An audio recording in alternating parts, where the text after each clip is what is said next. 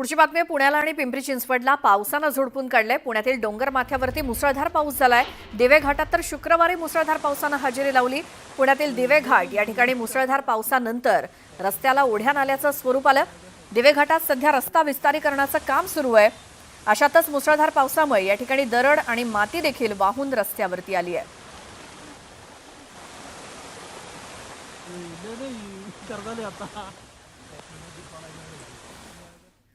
सोलापूरच्या अक्कलकोट तालुक्यात मुसळधार पाऊस झाला। या पावसामुळे आरळी गावातील पूल वाहून गेलाय, त्यामुळे अनेक गावांचा संपर्क तुटला। बोरी नदीला आलेल्या पुरामुळे आरळी दर्शनाळ मुस्ती मार्गावरील पूल वाहून गेला, त्यामुळे सरपंच आणि उपसरपंचांसह ग्रामस्थांनी निषेध व्यक्त करत आंदोलन केलं। तर पावसामुळे पूल वाहून गेल्यामुळे तातडीनं नवीन पूल बांधून देण्याची मागणी ग्रामस्थांकडून केली जाते।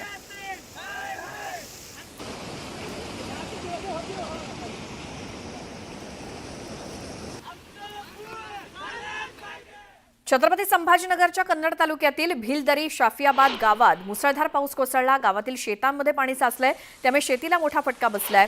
शेती उपयोगी साहित्यासोबतच पेरलेलं पीक सुद्धा वाहून गेल्यामुळे शेतकरी हवालदिल झालाय।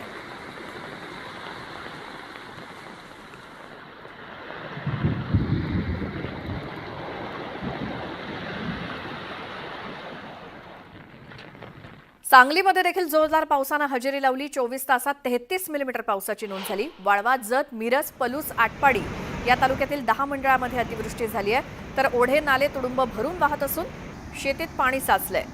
दुष्काळी आटपाडी मंडळामध्ये 67 मिलीमीटर, तर जत तालुक्यातील उमदी मंडळात 24 तासात 74.8 मिलीमीटर पाऊस झाला। त्यामुळे सर्वत्र पाणीच पाणी झालं होतं। पलूस तालुक्यातील पलूस, कुंडल मंडळात सुद्धा मुसळधार पाऊस झाल्यामुळे द्राक्ष बागांमध्ये गुडघाभर पाणी साचून राहिलं होतं।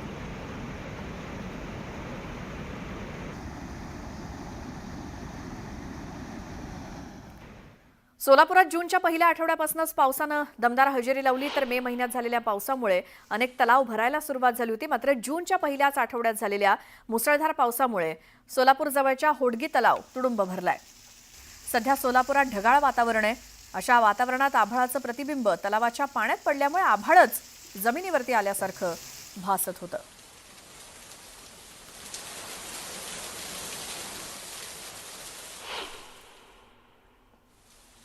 तर सोलापूरला मुसळधार पावसानं झोडपून काढलंय। या पावसामुळे अक्कलकोट तालुक्याला पाणी पुरवठा करणारं कुरनूर धरण 97% भरलंय। त्यामुळे कुरनूर धरणातून पाण्याचा विसर्ग सुरू असून नागरिकांना सतर्कतेचा इशारा देण्यात आलाय। जून महिन्याच्या सुरुवातीलाच धरण 97% इतकं भरलं, त्यामुळे धरणाचे 3 दरवाजे उघडून 450 क्युसेक वेगानं पाण्याचा विसर्ग सुरू आहे। या धरणावर अक्कलकोट, दुधनी, मैंदर्गी सोबतच 51 गावांचा पाणी पुरवठा अवलंबून आहे। पावसाचा जोर लक्षात घेता धरणातून पाण्याचा विसर्ग आणखी वाढवला जाण्याची शक्यता आहे। मावळमध्ये रात्रभर मुसळधार पाऊस कोसळला। या पावसामुळे सखल भागात पाणी साचलं। पावसामुळे नागरिकांचे चांगलेच हाल झाले। अहिल्यानगरच्या कर्जत तालुक्याच्या मिरजगाव परिसरात सुद्धा अगदी ढगसदृश पाऊस झाला, ढगफुटी सदृश पाऊस झाला। तर मुसळधार पावसामुळे रस्ते जलमय झालेत, अनेक दुकानांसह घरात सुद्धा पाणी शिरलं। तर दुसरीकडे सिंधुदुर्ग जिल्ह्याला आज पावसाचा येलो अलर्ट जारी करण्यात आलाय। जिल्ह्यातील काही भागात पावसानं जोरदार हजेरी लावली आहे आणि सह्याद्री पट्ट्यातील गावांमध्ये पावसानं हजेरी लावल्यामुळे शेतकऱ्यांमध्ये आनंदाचं वातावरण आहे। यंदा बीडमध्ये जून महिन्यातच 11 प्रकल्प ओव्हरफ्लो झालेत। पावसानं बीडकरांची तहान भागलेली आहे। मे महिन्यातच बीड जिल्ह्यात दमदार पाऊस झाला आणि या पावसामुळे वर्षभराची पाण्याची चिंता मिटण्याची शक्यता आहे। जूनच्या दुसऱ्याच आठवड्यात जिल्ह्यातील 11 प्रकल्प ओव्हरफ्लो झालेत, तर 3 प्रकल्पांमध्ये 75% जास्त पाणीसाठा जमा झालाय। बीडला पाणी पुरवठा करणारा बिंदुसरा प्रकल्प आणि माजलगाव धरणात सुद्धा पाणीसाठ्यात वाढ झाली आहे। तर बीड, लातूर आणि धाराशिव जिल्ह्यांना पाणी पुरवठा करणाऱ्या मांजरा धरणाची पाणी पातळी वाढलेली आहे।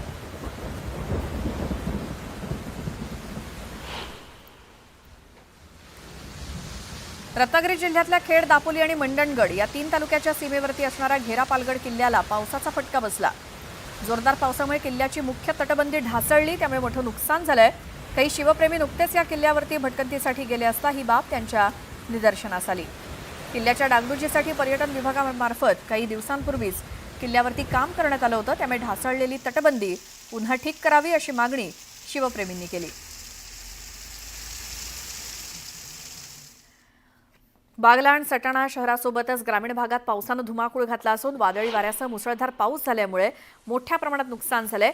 वीज पडून एक बैल आणि गायीचा मृत्यू झालाय, तर हॉटेलची शेड कोसळून 2 कामगार जखमी झालेत। वादळी वाऱ्यामुळे अनेक घरांचे छप्पर उडून गेल्यामुळे त्यांचे संसार उघड्यावरती आलेत। दरम्यान पंचनामे करून शासनानं मदत करावी अशी मागणी नुकसानग्रस्तांनी केली।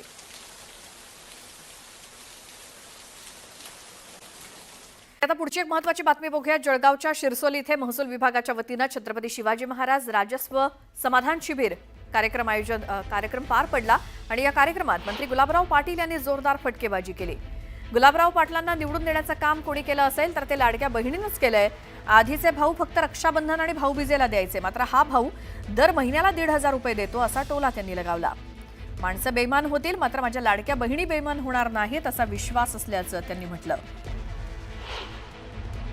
गुलाबराव पाटलांना निवडून देण्याचं काम जर कोणी केलं असेल तर ते माझ्या सगळ्या लाडक्या बहिणींनी केलं।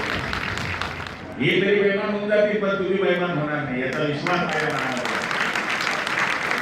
एखाद्या वेळेस माणूस बेईमान होऊन जाईल पण आमची बहीण बेईमान नाही होऊ शकत। आणि तिला माहिती आहे की पूर्वीचे भाऊ फक्त भाऊबीजला आणि रक्षाबंधनला काही करायचे, पण हा भाऊ दर महिन्याला 1500 देऊ असा आमचा भाऊ गुलाबराव। बातमी नागपूरमध्ये मनपा निवडणूक भाजप स्वबळावरती लढणार असं सूत्रांकडून कळतंय। महानगरपालिका तिसऱ्यांदा जिंकण्याचा भाजपचा प्रयत्न असेल। 108 नगरसेवक कायम ठेवण्याचं आव्हान भाजप समोर असणार आहे। पालिका निवडणूक महायुतीकडून लढण्यास भाजपचा विरोध आहे आणि महायुतीतील राष्ट्रवादीची शहरामध्ये अगदी जेमतेम ताकद आहे असं भाजपचं म्हणणं आहे। त्यामुळे मनपा निवडणुकीत राष्ट्रवादीकडून 40 जागांची मागणी होतीये, मात्र नागपूरची मनपा निवडणूक भाजप स्वबळावरती लढणार असं एकूणच सूत्रांकडून कळतंय। तिसऱ्यांदा महानगरपालिका जिंकण्याचा भाजपचा प्रयत्न असेल। अधिक माहितीसाठी जाऊयात आमचे प्रतिनिधी उदय तिमांडे आपल्या सोबत आहेत। उदय, नागपूर महापालिका निवडणुकीत भाजपला महायुती का नकोय?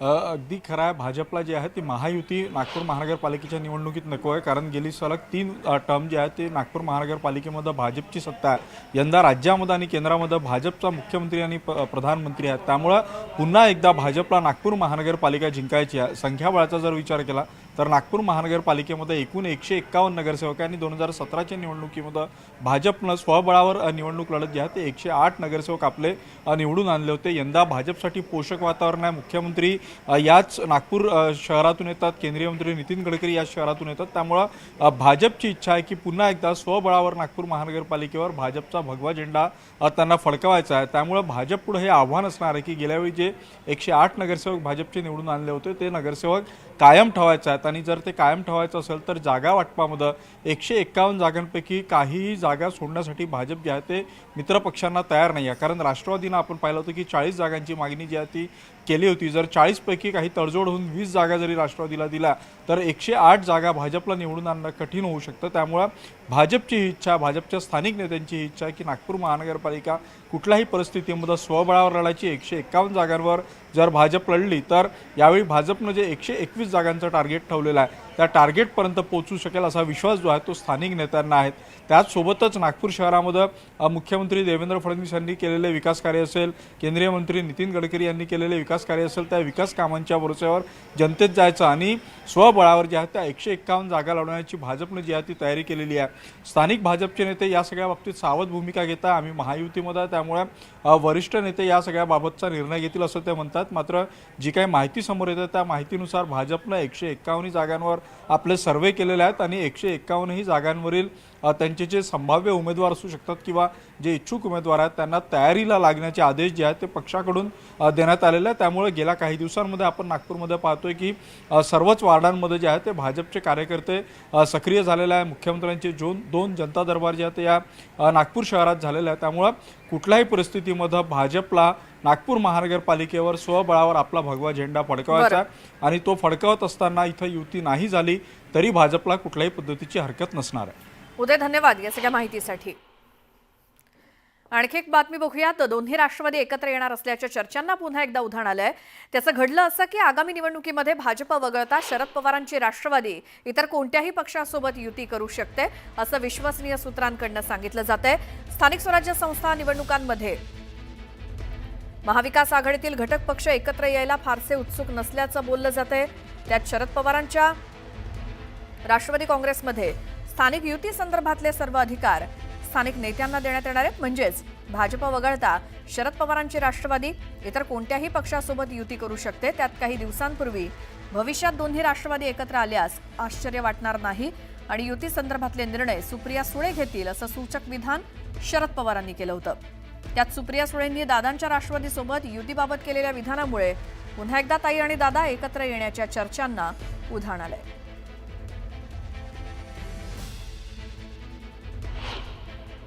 एखाद्या पालिकेत दादांसोबत जायची वेळ आली तर मग तुम्ही तयार असणार का सगळे? आता बघा, आता पाऊस पडला तर मी रेनकोट घालणार का छत्री, यातून मी निर्णय घेतलेला आहे. एखाद्या पालिकेत दादांसोबत जायची वेळ आली तर मग तुम्ही तयार असणार का सगळे? आता बघा, आता पाऊस पडला तर मी रेनकोट घालणार का छत्री, यातून मी निर्णय घेतलेला आहे.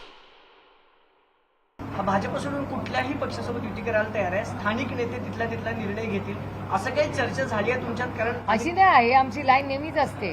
किती वर्ष, 26 वर्ष हीच लाईन आहे की स्थानिक नेते ठरवतील. मग काँग्रेस बरोबर तेव्हा जायचं नाही जायचं सगळं स्थानिक नेते ठरवतात. नेहमी हेच कार्यकर्त्यांचं इलेक्शन आहे.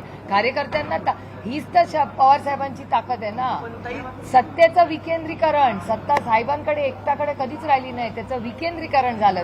तुम्हाला अधिकार देतोय, तुम्ही निर्णय घ्या.